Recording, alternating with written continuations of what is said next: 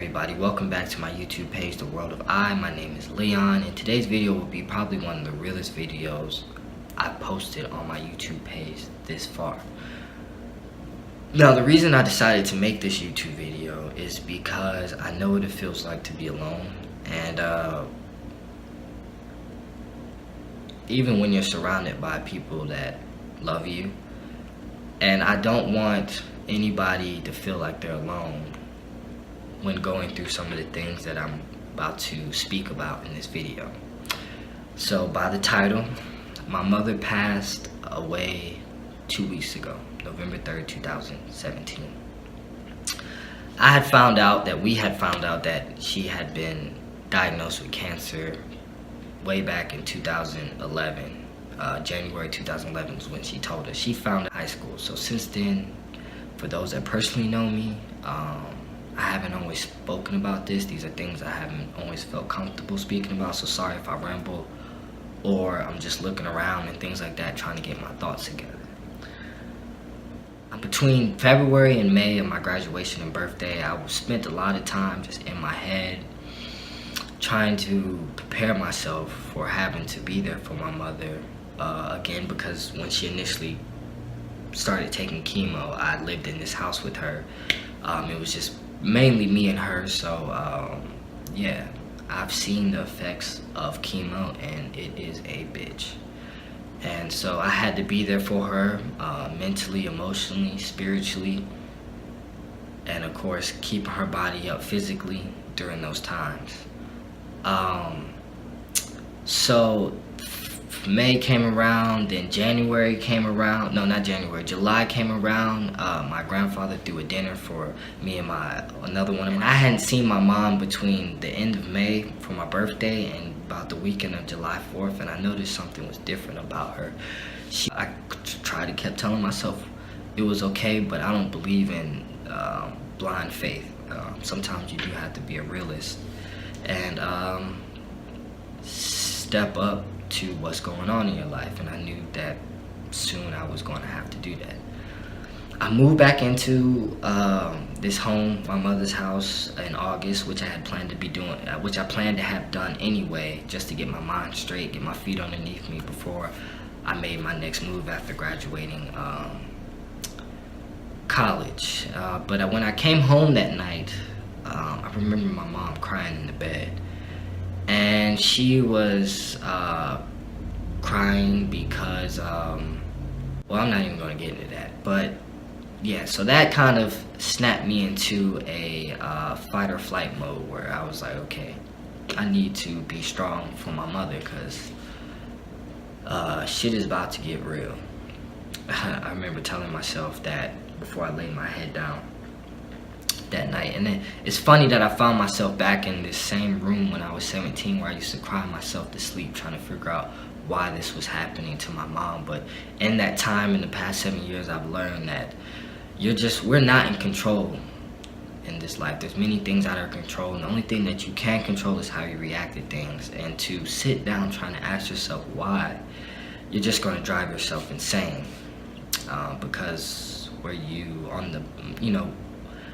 once you find the answer to one why, another why comes, and then another why comes. So you're just going to drive yourself insane. At this point in August, my mom has completely let me into this world of everything that she's been dealing with, because she had been able-bodied for so long to go to the doctor by herself, to go to her treatments by herself and things like that.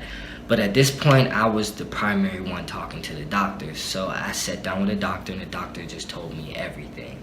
My mom had melastic colon cancer. That word melastic means that it spread. So it started in her colon. She was cancer-free in her colon, but it spread it to her liver, where eventually the cancer and things got so out of control that her liver basically stopped functioning, which led to her passing. And so at that time, I really had to, like when I was 17, I had to step up to the plate, and I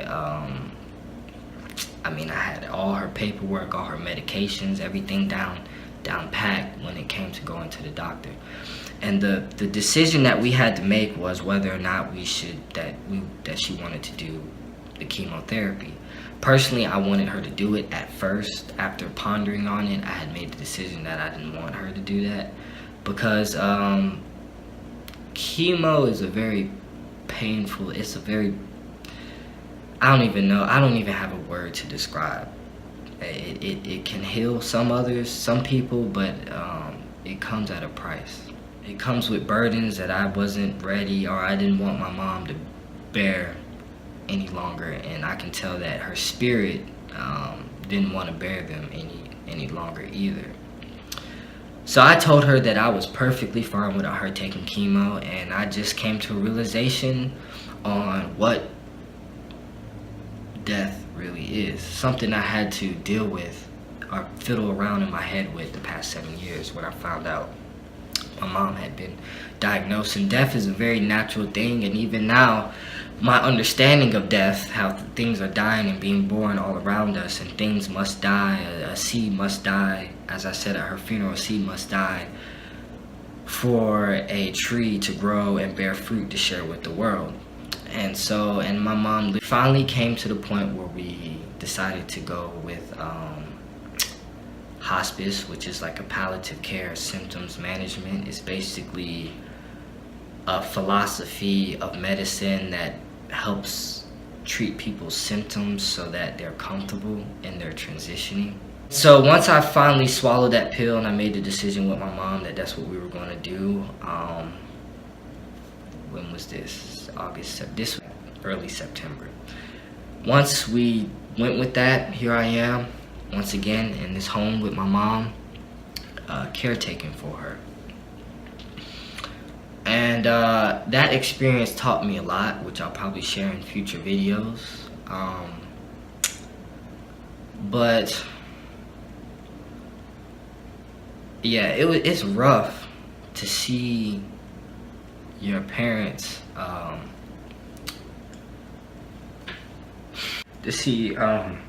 your parents' body begin to wither away in front of you, and there's nothing that you can do about it but be there for her. And I remember doing some of her just real bad days. I used to, because I understand that showing gratitude can do a lot. So I used to wake her up some days and I used to tell her that she was just like tired of it all. Taking the medication, the pain, and stuff like that. And just dealing with the reality of what she was facing. I used to always ask her, yo, what's 3 things that you're thankful for this morning, Mom?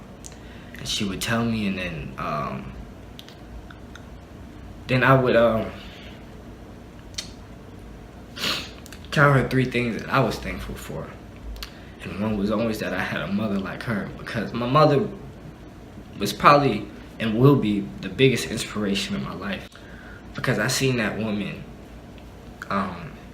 go through so much, and she was always there for me and other people, and always kept a smile on her face. And she would go to her treatments and just turn around and go to work and work a whole day.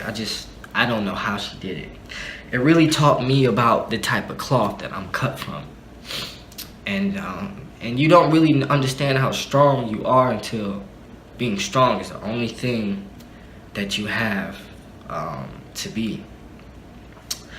And so before I know it, of course, as her health declined, but I remember very vividly, her birthday was August 31st. And I know she was holding on to her birthday, because 2 days prior to her birthday, I couldn't really get her to eat, talk much, or anything like that. But once she seen, I threw her a birthday party and invited some close friends and family over, and she woke up, she was alert, she was talking, things like that. But after her birthday, leading up to her passing, which was about 2-3 days later, she really just let things take its course, let her maker take control of things from that point. And I remember like the day before, she just like looked at me, and it's like she looked right, like she was looking right through me, and her eyes got somewhat watery, and it was like, for me, I felt like that was her, like, I feel like that was her like final goodbye. you know? And so, and I'm okay with all of that because I know she doesn't have to feel any more pain. And she's in a position now where she can take better care of those that she loves, much more so than she ever could in this physical world. Because our bodies weren't meant to last. They're very fragile.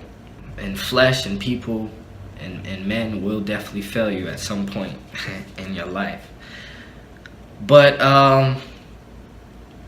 and I remember trying to kind of hold her hand, and she kind of jerked her hand away. And one thing my mom didn't want from me, especially being the oldest child, is to witness all of this. And even though I did, it definitely taught me a lot about the world and about myself. I believe that she did that because it's like, it was kind of like her way of saying like, this is it. Like, basically, like, I want you to leave the room, kind of. Like, she don't want me to see her go through this, this final point of her transition. And so I called my dad. I'm like, look, I ain't never seen my mom like this. I think you need to get over here. Of course, this is the night she passed. She passed like somewhere between 2 and 4 in the morning. I gave her her last dose of medication to keep her, you know, so that she doesn't have any pain. And so I went in my room and I fell asleep because, as you can imagine, the past couple of weeks I have not been sleeping. I was sleeping, my dad came in my room, he woke me up and he was like, you know, I think your mom passed. So I woke up, and that day the house felt very cold. Like, not, you know how you wake up and the house feel cold? It just felt like my body was warm, but my bones, they just felt cold. And I went in the room and there she was, you know, laying in the bed, and she looked more at peace than I have seen her ever in my entire life. Just beautiful, you know. And I ran over by her side and I rubbed her arm, and her arm felt cold the same way my bones did, you know. And I told her, you know, Mom, verbatim, Mom, you put up one hell of a fight. And that's all I could really had asked for her. I don't think she realized that she was teaching me her last bit of lessons by allowing her maker to use her body the way he did. Because it really taught me how to care for something outside of myself, and appreciate the finer things in life. And I feel like the universe gave me these experiences at this time of my life, which shifted my life entirely on how I want to live my life. But to those that have made it to the end of this video, I want to let you guys know that, and those that know me personally, like, I'm fine. I have no more pain, no more confusion, no more sadness in my heart when it comes to what happened to my mother, because she had been struggling for a long time, a very long time, and she deserves the rest that she's getting now. And yeah, but I'm glad that I gave you this video. I feel better that I gave you this video. So yeah, that's it. Peace and blessings.